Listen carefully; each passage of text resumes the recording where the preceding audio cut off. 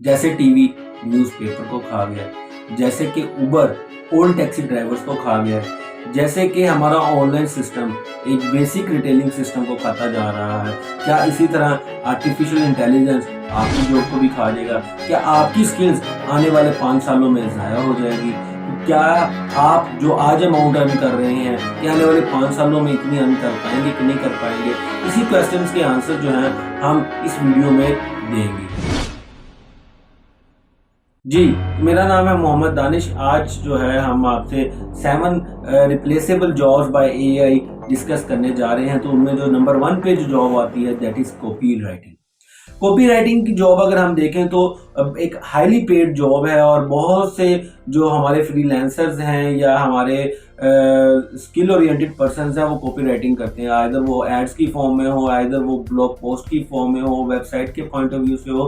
तो copy writing करना जो है एक अच्छी खासी अर्निंग आपको देता है। लेकिन आज के टाइम पे एआई के थ्रू जो कॉपी राइटिंग है वो ईजी भी हो गई है, चीपर भी है, फ्री भी अवेलेबल है किसी सूरतों में, और आप उसको एफर्टलेसली जो है वो इजीली काम कर सकते हैं। इसकी मैं सिंपल डेमोस्ट्रेशन आपको देना चाहूंगा। आपकी स्क्रीन के ऊपर जो है मैंने चैट जीपीटी ओपन किया है। चैट जीपीटी बेसिकली आपको पता है एक लैंग्वेज बेस्ड टूल है और बड़ा फेमस हुआ है। तो मैंने वहां पे लिखा right a blog post on healthy dieting. Just एक ब्लॉग पोस्ट के पॉइंट ऑफ व्यू से बात की, उसने पूरी की पूरी मुझे पोस्ट लिख दी within few minutes. For example इसकी लाइव डेमोस्ट्रेशन जो है वो मैं आपको यहाँ पे कर सकता हूँ। Right 500 words blog post on mobile benefits, let's say mobile benefits। ये देखिए कितनी स्पीडली ये राइट कर रहा है। आपको प्लेजरिज्म फ्री जो है एक पोस्ट मिल जाएगी और आप इजीली उसको पोस्ट कर सकते हैं अपने सोशल मीडिया अकाउंट के ऊपर, आप अपनी वेबसाइट के ऊपर। तो जो बंदा एक कॉपी राइटिंग की सर्विसेज लेना चाह रहा था वो इजीली एआई टूल को यूज कर सकता है और ये जो फंक्शंस हैं इस एआई टूल की तरफ से अभी तक फ्री हैं। तो इस हवाले से नेक्स्ट 5 इयर्स में जो कॉपी राइटिंग की जॉब्स हैं वो एआई की तरफ से रिप्लेस होने जा रही है। और आप ये देखें कि एक अच्छी खासी अमाउंट 500 वर्ड्स की जो एक पोस्ट है वो यहाँ पे रिटर्न हो गई है।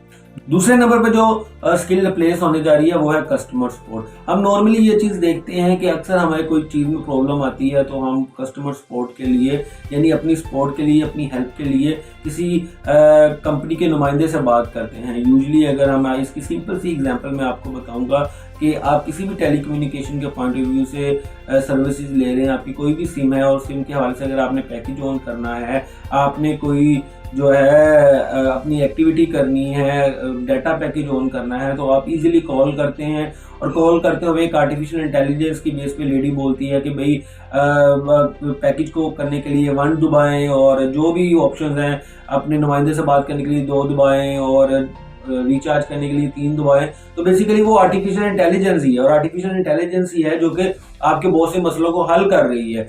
बजाय इसके कि डायरेक्ट नुमाइंदे के पास जाएं और उसके ऊपर लोड बढ़ाया जाए, तो इन कंपनीज ने आर्टिफिशियल इंटेलिजेंस के थ्रू बहुत सी जो प्रॉब्लम्स हैं, बहुत से इश्यूज हैं, बहुत सी क्यूरीज हैं, उनको रिजॉल्व कर लिया जा रहा है। तो जो कस्टमर सपोर्ट के अभी भी जॉब्स कर रहे हैं तो आर्टिफिशियल इंटेलिजेंस इतनी ज्यादा खुद को एडवांस कर लेगी कि इन लोगों की जॉब भी खतरे में है। तो आने वाले 5 सालों के अंदर जो ये कॉल सेंटर्स हैं इनके कम होने के भी चांसेस बहुत ज्यादा हैं।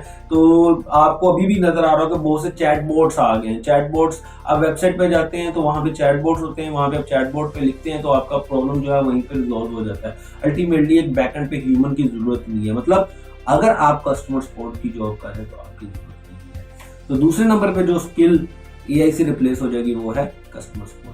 अब जो हम तीसरे नंबर पे स्किल की बात करने जा रहे हैं, तीसरे नंबर पे स्किल की बात आ रही है प्रोग्रामर्स की। जी हाँ, मैं जानता हूँ कि प्रोग्रामिंग एक बहुत डिफिकल्ट टास्क है और उसको स्किल को सीखने में बड़ा टाइम लगता है, लेकिन क्या करिए तल्ख हकीकत है। और आने वाले वक्तों के अंदर प्रोग्रामर्स की जो स्किल्स है या जॉब्स हैं वो एआई रिप्लेस करने जा रही है। इसकी मैं आपको लाइव डेमोस्ट्रेशन दूंगा। फॉर एग्जांपल मैं बिजनेस ओरिएंटेड पर्सन, मार्केटिंग के पॉइंट ऑफ व्यू से मेरी एक्सपर्टीज है। कोडिंग का मुझे अली बे नहीं पता, कोई चीज़ नहीं आती, आज तक लाइफ में कभी कोडिंग नहीं की, और आपको मैं अभी एक गेम की प्रोग्रामिंग कोडिंग करके दिखाता हूँ। जी अभी मेरी स्क्रीन के ऊपर चैट जीपीटी ओपन है। जी मैंने लिखा जी write a code in Python for a game. तो उसने कहा जी आप कौन सी गेम चाह रहे हैं, तो मैंने कहा जी कि आई वुड लाइक टू,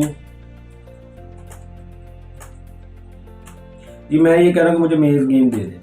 जी मैं उसे ये कह रहा हूँ कि मुझे मेज गेम चाहिए, तो जी वो उसने कहा जी मैं आपको कंप्लीट मेज गेम का जो है वो पाइथन के अंदर लैंग्वेज दे रहा हूँ, और ये देखें जी वो कोड लिख कर दे रहा है और प्रॉपर लाइब्रेरी उसकी डिज़ाइन करके दे रहा है, और ये इस कोड को मैं रन करूँगा तो ओबियसली वो मेज गेम चल जाएगी।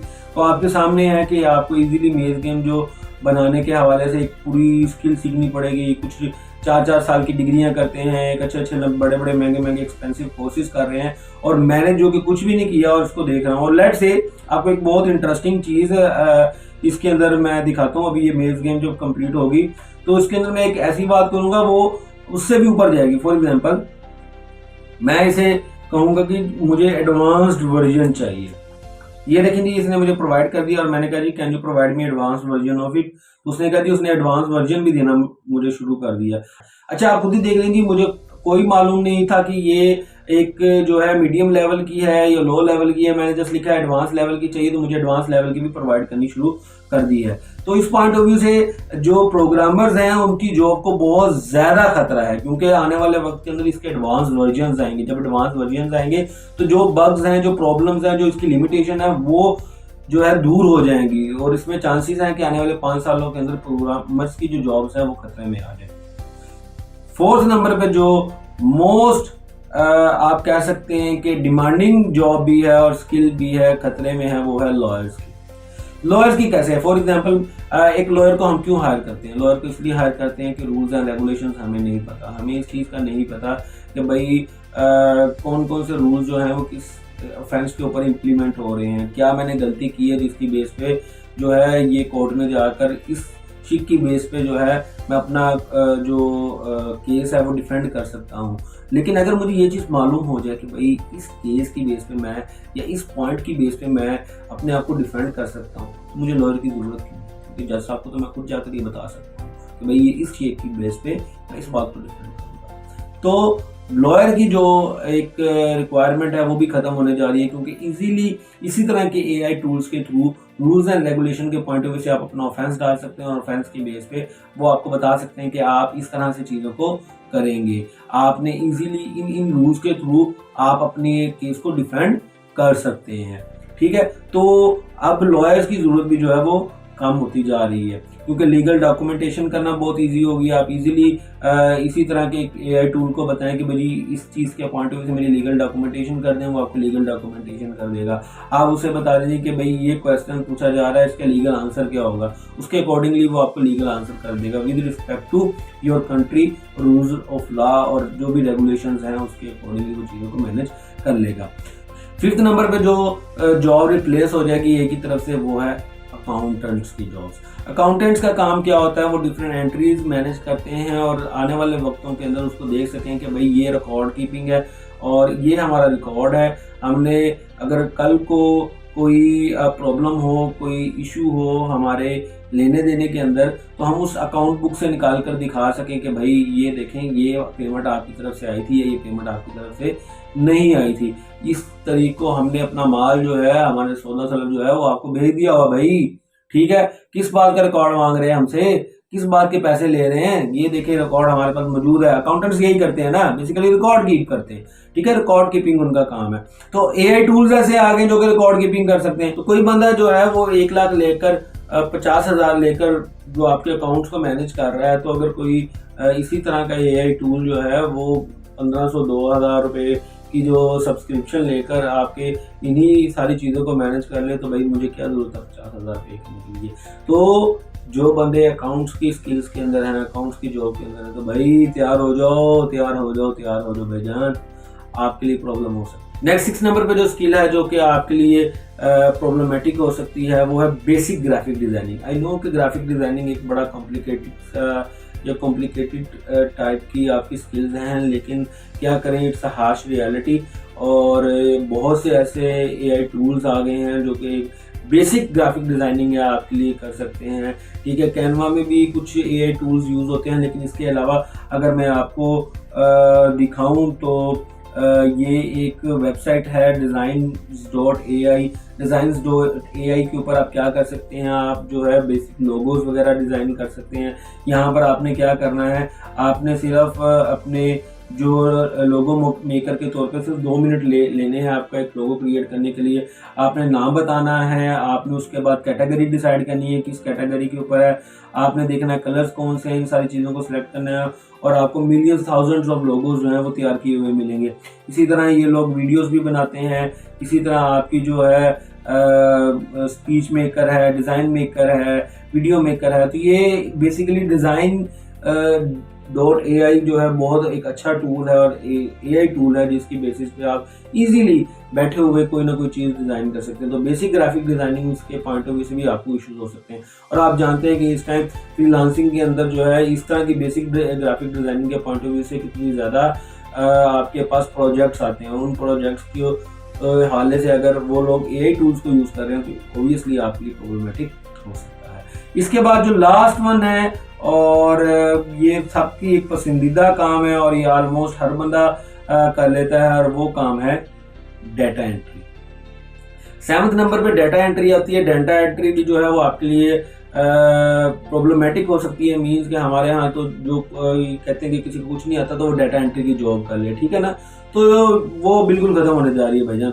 अब डाटा को मैनेज करना बड़ा आसान हो गया, बहुत से टूल्स आ गए हैं कि आप अपने डाटा को इजीली मैनेज कर लेते हैं। जब डाटा इजीली मैनेज हो गया तो उसकी एंट्री करवाने की क्या ज़रूरत है। ऑटोमेटिकली हर बंदा जो है अपने पैड्स के थ्रू, मोबाइल्स के थ्रू टूल्स के अंदर डाटा एंटर करता है, वो आपको एक मैनेजेबल फॉर्म के अंदर आपको प्रोवाइड कर देता है और इजीली उन टूल्स के थ्रू आप उस डाटा को रीड कर सकते हैं, पढ़ सकते हैं और आपको बताएंगे, ठीक है। तो डाटा एंट्री की जॉब जो है वो भी अभी खतरे में है। तो ये थी वो 7 जॉब्स जो कि इस टाइम मुझे लग रहा है कि आने वाले 5 सालों के अंदर जो है AI रिप्लेस कर देगा। तो आप या आपका कोई फ्रेंड इस जॉब के अंदर है या ऐसी स्किल रखता है और उससे अर्निंग कर रहा है तो ये वीडियो उससे ज़रूर शेयर करिएगा, क्योंकि अगर वो इस वीडियो को देखेगा तो ज़रूरी है कि वो अपने आप को डाइवर्सिफाई करे, क्योंकि डाइवर्सिफाई करेगा तो आने वाले कंपेटिटिव मार्केट के अंदर खुद को बचा सकेगा, अदरवाइज उसकी जॉब भी AI खा जाएगी। और अगर आपको ये वीडियो पसंद आई है तो इस वीडियो को लाइक ज़रूर करिएगा। हमारे लिए कोई ऐसी जो सजेशंस हैं अगर आप वो देना चाहते हैं तो कमेंट्स में ज़रूर बताइएगा। और इसके अलावा आपको लगता है कोई ऐसी जॉब है AI रिप्लेस कर देगा, उस जॉब के बारे में भी आप हमें कमेंट्स में ज़रूर बताइएगा। Thank you very much. Next video के लिए हमारे चैनल को सब्सक्राइब करें, क्योंकि हम नेक्स्ट वीडियो के अंदर ये बताने जा रहे हैं कि वो कौन सी ऐसी स्किल्स हैं जो कि AI रिप्लेस नहीं करेगा। Thank you very much. अल्लाह हाफिज़।